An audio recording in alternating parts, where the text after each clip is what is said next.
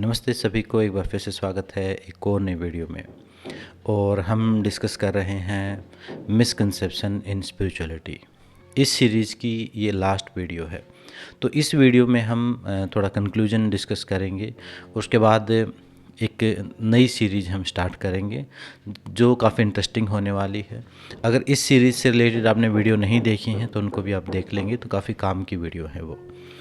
तो आज की जो वीडियो में हम डिस्कस करेंगे, सबसे पहली चीज़ तो ये डिस्कस करेंगे कि जो आध्यात्मिकता है, कोई ऐसा दिन नहीं आने वाला है उसमें कि हम ये कहेंगे कि हाँ, आज हमारी स्पिरिचुअल प्रैक्टिस जो है कंप्लीट हो गई।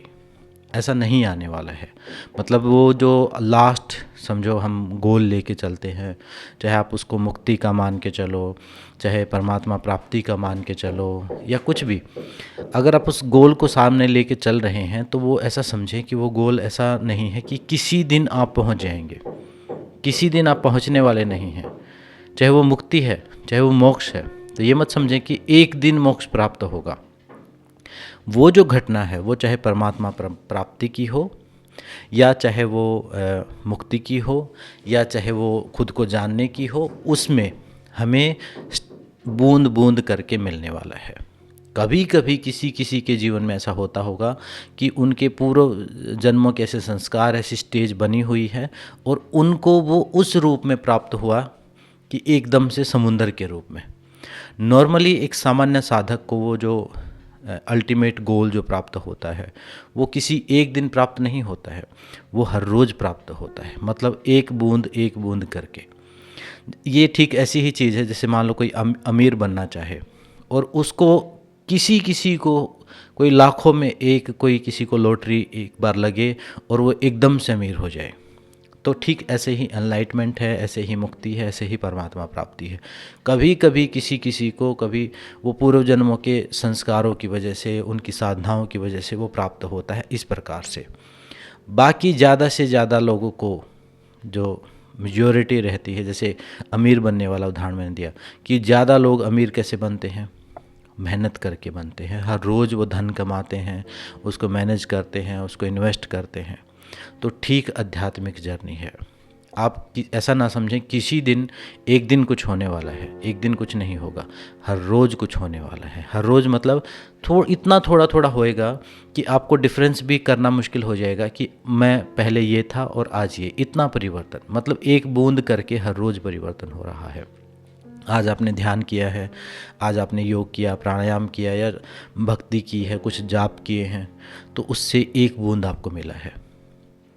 कल करेंगे एक बूंद और मिलेगा। ऐसे कर करके आध्यात्मिक जर्नी को आप समझ के चलें।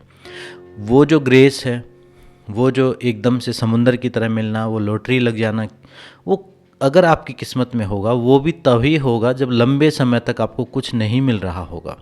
मतलब ऐसा समझो कि एक कमाई आपने करी और उसका कोई भी फल आपको नहीं प्राप्त हुआ सालों साल, लेकिन आपका धैर्य इतना ज़बरदस्त था, आपका समर्पण इतना ज़बरदस्त था, आपने उस रास्ते को नहीं छोड़ा, तो आपको वो हो सकता है वो गॉड ग्रेस, वो परमात्मा, वो शक्तिपात के रूप में, वो किसी ज्ञान के रूप में, किसी एनलाइटमेंट के एक्सपीरियंस के रूप में आपको एक दिन प्राप्त हो जाए।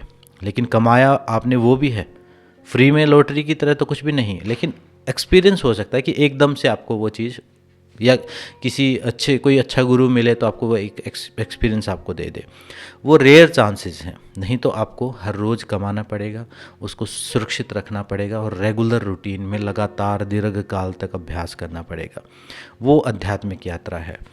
और आध्यात्मिक जर्नी, जब ये इस वर्ड को भी समझिए, जो जर्नी हम बोलते हैं उसका मतलब ये जर्नी है, ना कि ये डेस्टिनेशन है।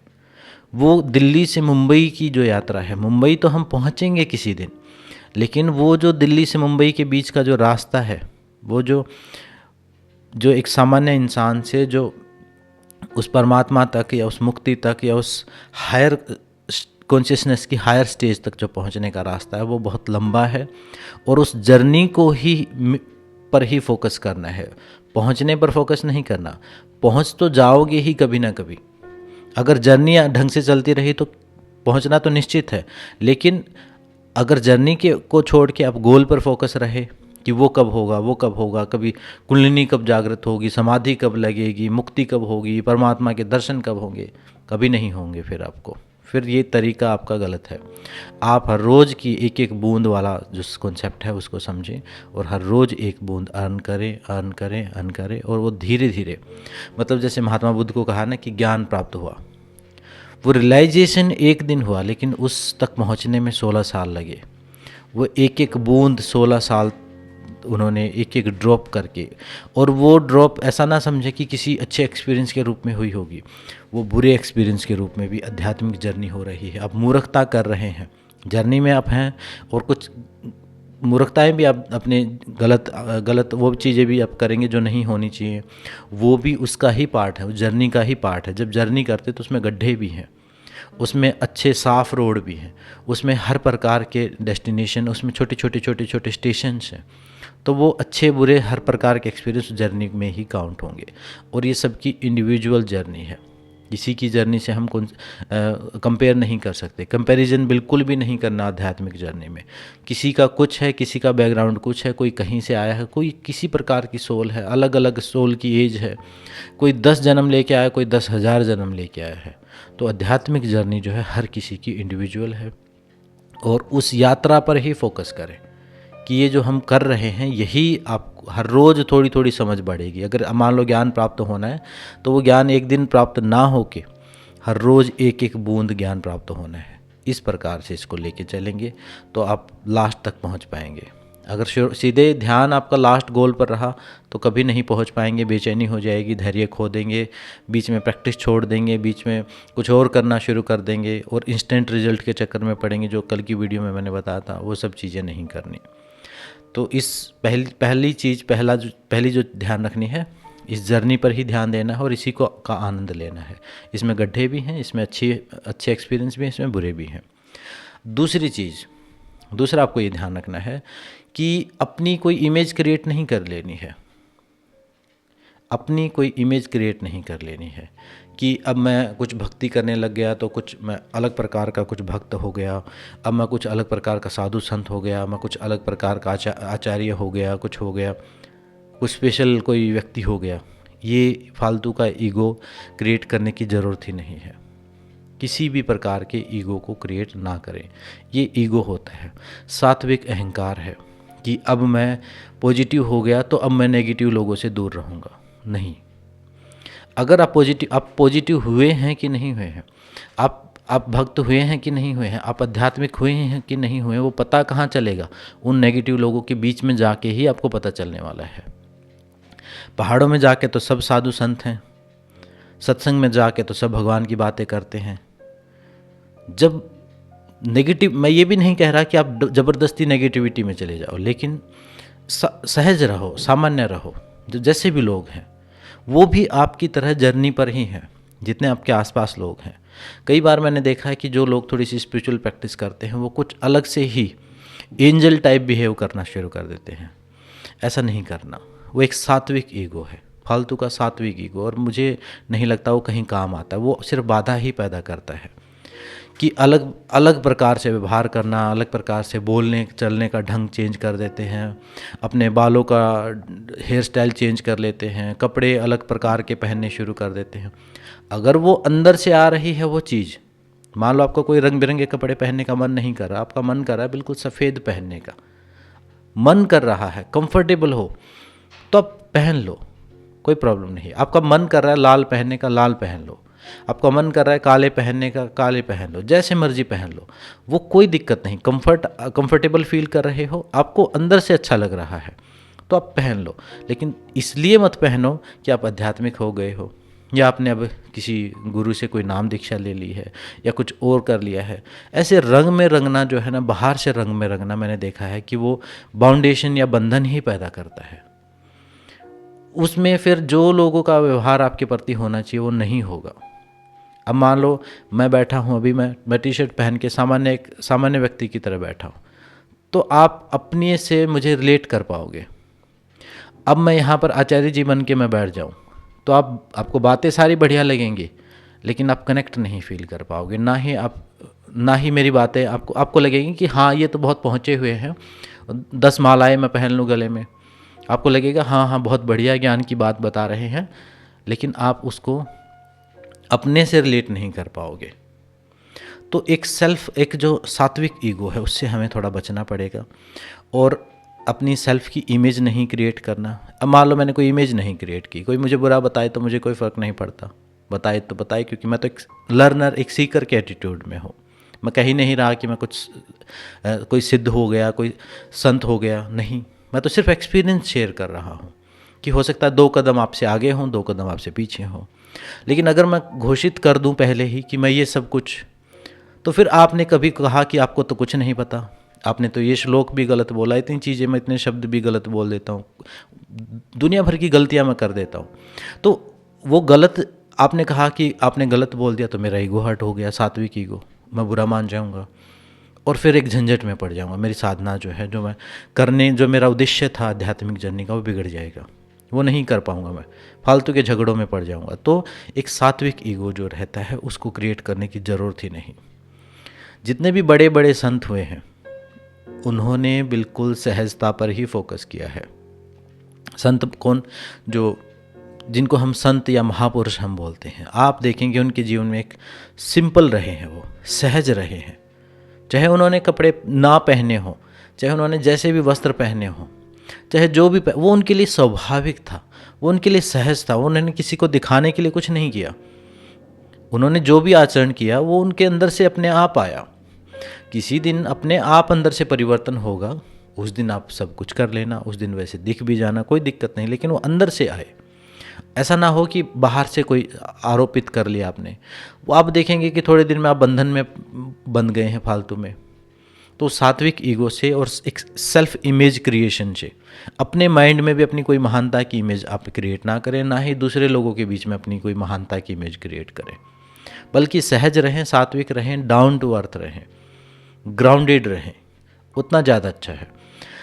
दूसरा था कि इमेज क्रिएट नहीं करना। तीसरी चीज़, आप ये ना सोचें कि अब आप आध्यात्मिक हो गए तो अब आपके अंदर भावनात्मक संतुलन हमेशा बना रहेगा, आप इमोशनली डिस्टर्ब नहीं होंगे।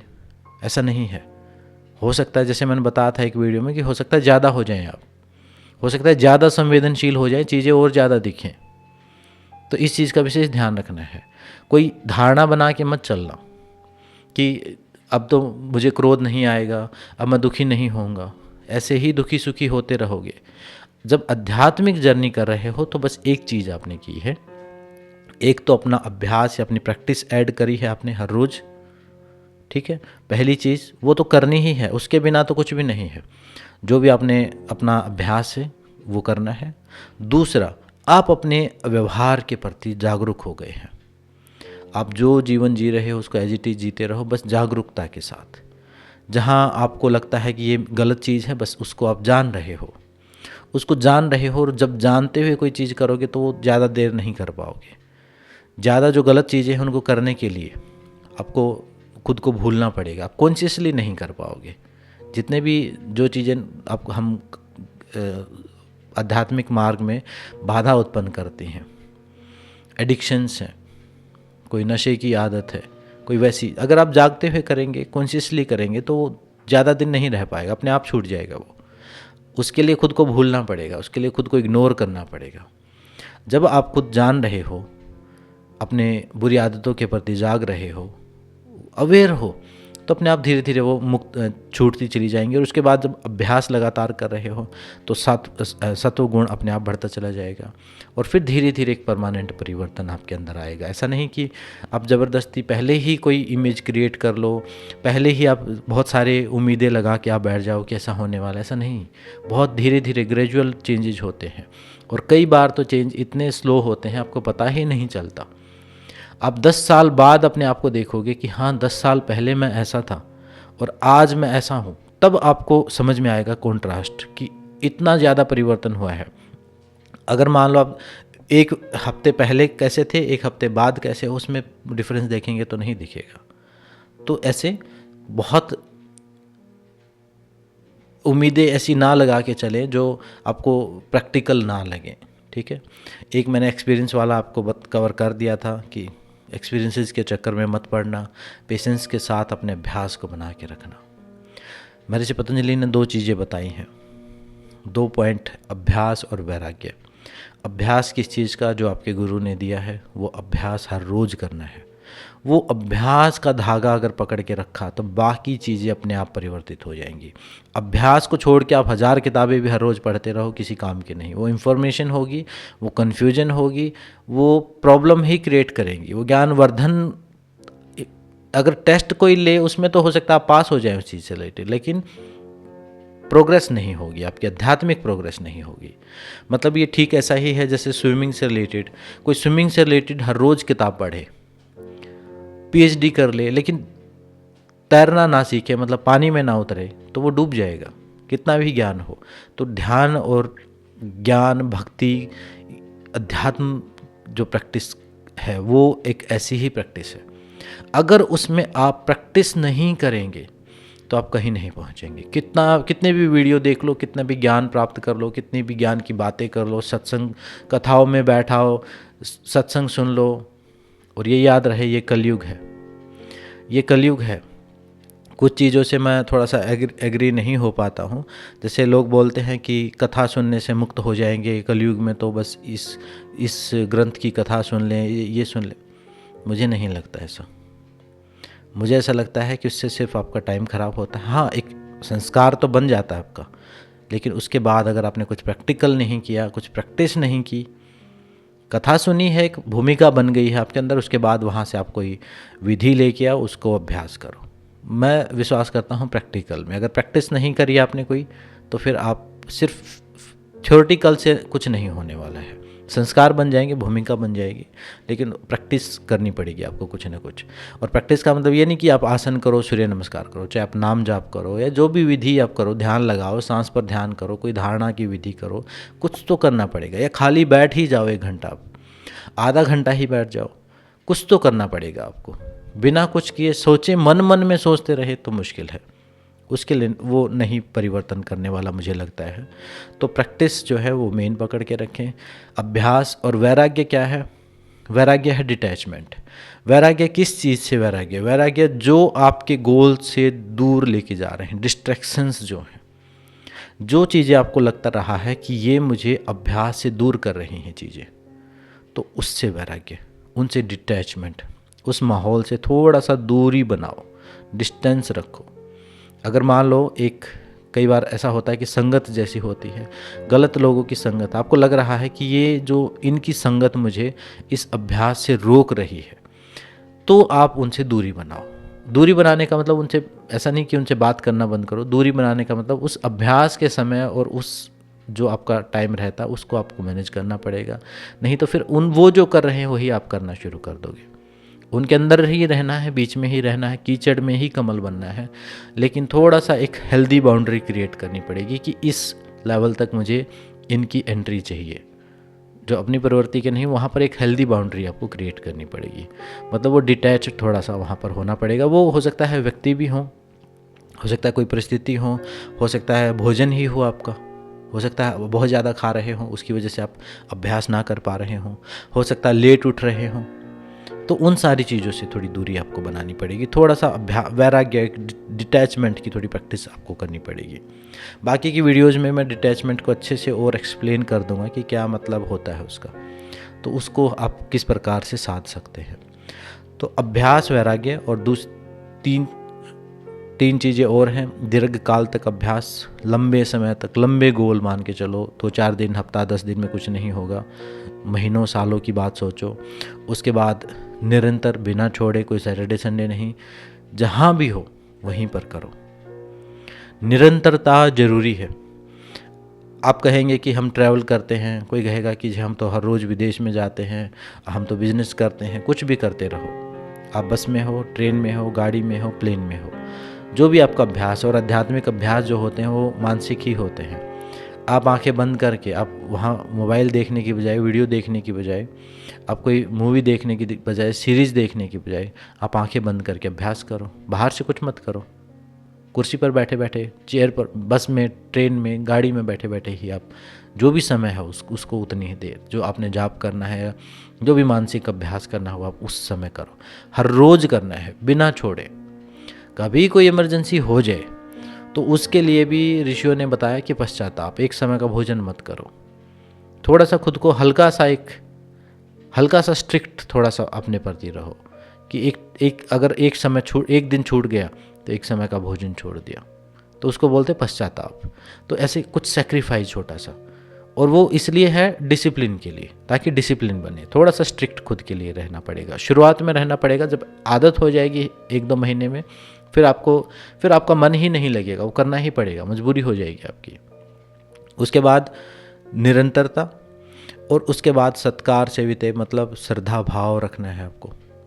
जिस गुरु से, जिस टीचर के अंडर में आप प्रैक्टिस कर रहे हो उसमें विश्वास रखना, आपको ये ध्यान रखना है कि आपका उसमें अच्छे से बिलीफ हो।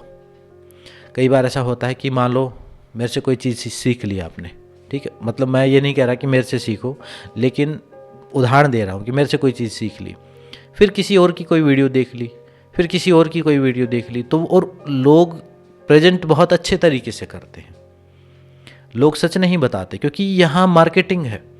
तो वो जो बातें बताते हैं बहुत हाई लेवल की होती हैं, बहुत बड़ी बड़ी बातें करते हैं, बहुत एकदम ऐसा लगेगा कि जो हम कर रहे हैं वो तो बहुत ही रूखी सूखी सी चीज़ है, बहुत असली जो आध्यात्मिकता, असली जो चमत्कार हैं यही दिखा रहे हैं गुरुजी दूसरे वाले।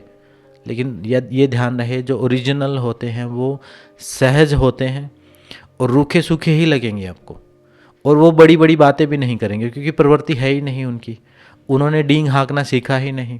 तो वो सिंपल सीधी बात बताएंगे और आपको वो बात सुनने में रसीली नहीं लगेगी। और जो कोट पैंट वाले गुरुजी हैं, जिनकी अभी हम सीरीज़ बनाएंगे उनके ऊपर, वो जो गुरुजी हैं वो गुरुजी बड़ी बड़ी हाँकेंगे, बहुत बड़ी बड़ी हाँकेंगे, और बड़े बड़े लेवल पर आपको समझ में ही नहीं आएगा कि कब कहाँ से कहाँ पहुँच गए, आप करने क्या गए थे। वो जैसे एक है ना कि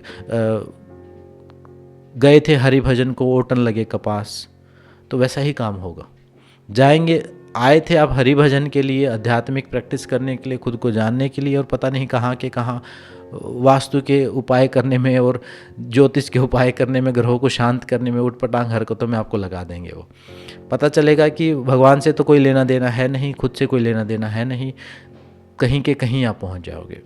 तो ऐसी चीज़ों से थोड़ा बच के रहना, और सीधे रहो, सरल रहो, सहज रहो, रेगुलर रहो, लंबे समय तक डेडिकेटेडली बिना छोड़े अभ्यास करोगे तो 100% जो है रिजल्ट आएगा ही आएगा। परिणाम की चिंता करने की ज़रूरत नहीं है, गलत आप कर ही नहीं सकते। ध्यान के लिए, भक्ति के लिए, इनके लिए तो मैं एक ही चीज़ कहता हूँ कि इनको गलत करने का सिर्फ एक ही तरीका है कि इनको ना किया जाए। इनको गलत तब आप कर सकते हो जिस दिन आपने मेडिटेशन किया ही नहीं, वो गलत किया आपने। अगर आप आंखें बंद करके कुछ भी सोच रहे थे, मान लो आपने आधा घंटा डिसाइड किया कि मैं हर रोज़ श्वास पर ध्यान करूंगा, एक उदाहरण के लिए कि श्वास पर मैं ध्यान करूंगा, आप श्वास पर ध्यान कर रहे हैं, आधा घंटा बैठे और कुछ भी सोच रहे हैं उठपटांग, ध्यान हुआ ही नहीं, तो आपने गलत नहीं किया, आपने सही किया। कोई बात नहीं, आप बैठे थे, आप अवेलेबल थे, आपका माइंड डिसिप्लिन नहीं है, कोई बात नहीं, विचार आए, कोई बात नहीं, आपने कुछ सोचा, अच्छा सोचा, बुरा सोचा, नेगेटिव भी सोच लेते हैं, और ज़्यादातर जो वासनाएं हैं वो सारी ध्यान के समय ही ज़्यादा बाहर आती हैं। वो कुछ लोग खाने के बारे में सोच रहे होते हैं, उठपटांग कुछ भी सोच सकते हो आप, तो समझो कि मन का स्वभाव है। आप तो अवेलेबल थे, आप बैठे थे, आपने समय दिया था, कोई बात नहीं। धीरे धीरे वो डिसिप्लिन होना शुरू हो जाएगा, धीरे धीरे हर रोज़ बैठते रहे तो। अगर आप सोचे कि आज तो मेरा ध्यान नहीं लगा, आज मेरा मन विचलित था, आज मेरे मन में कुछ ख्याल आ रहे थे, वो मन का काम है, इसको टूल समझो एक। अगर आप समझिए आपका मन, आपकी बुद्धि, आप उसको सोचना बंद कर दे, आप जो उम्मीद कर रहे हो उससे कि वो कुछ सोचे ना, अगर वो सोचना बंद कर दे तो क्या होगा आपके साथ? कुछ कर ही नहीं पाएंगे। मान लो मैं सोचना बंद कर दूं तो मैं ये बोल रहा हूं, ये कैसे बोल पाऊंगा? आप सोचना बंद कर देगी आपकी बुद्धि, जिसको आप चाहते हो कि जैसा ध्यान लगा दे वो, तो कहाँ आप मेरी बात को समझ कैसे पाओगे? आप कुछ भी नहीं कर पाओगे, आइडियाज़ कहाँ से आएंगे। तो ये फ्लक्चुएशन, ये टूल है, इसका काम है मन का संकल्प विकल्प करना, सोचना, कल्पना करना, पास्ट फ्यूचर में जाना, प्लानिंग करना, कहानियाँ बुनना। कहानियाँ बड़ी अच्छी बनाता है माइंड, एक बात की 1000 बात बना लेता अपने आप। सपने में आपको एक बात आपने दिन में कोई आपके अंतर मन में गई, उसी के आसपास एक पूरी कहानी बुन देगा। स्टोरी टेलर है आपका माइंड।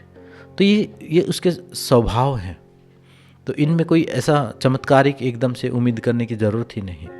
तो अपना अभ्यास जो है, आप गलत करें, सही करें, ठीक करें, उस चक्कर में ना पड़ के सिर्फ आप करें, इतना ही ध्यान रखें और रेगुलर करें। तो अभ्यास, वैराग्य और निरंतर काल तक, दीर्घ काल तक निरंतर और उसमें विश्वास रखते हुए अपने भगवान में, इष्ट में, जो भी आप प्रैक्टिस कर रहे हो उसमें विश्वास करते हुए, विश्वास ही पहुंचाता है। जो फेथ है वो मेन एलिमेंट है, फेथ मेन एलिमेंट है, सीक्रेट मेन एलिमेंट है। मतलब सीक्रेट का मतलब है रहस्य। जो भी आप कर रहे हो वो आपका इंडिविजुअल है, वो आपकी प्राइवेट चीज़ है।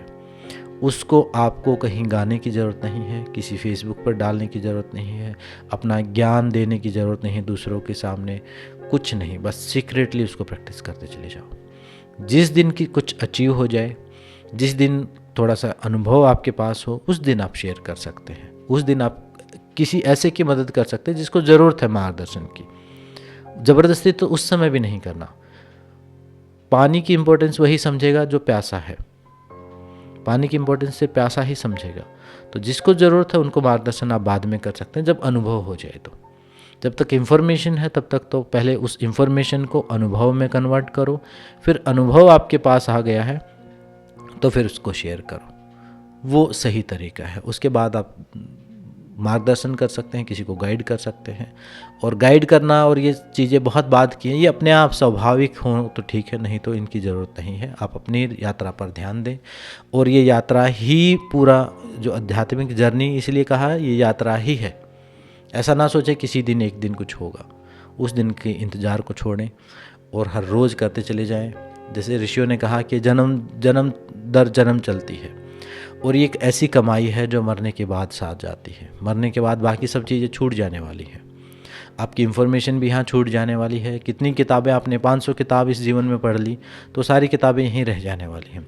लेकिन 500 बार अगर आपने ध्यान किया है तो वो पूरा एक्सपीरियंस अगले जन्म में भी आपके साथ जाने वाला है।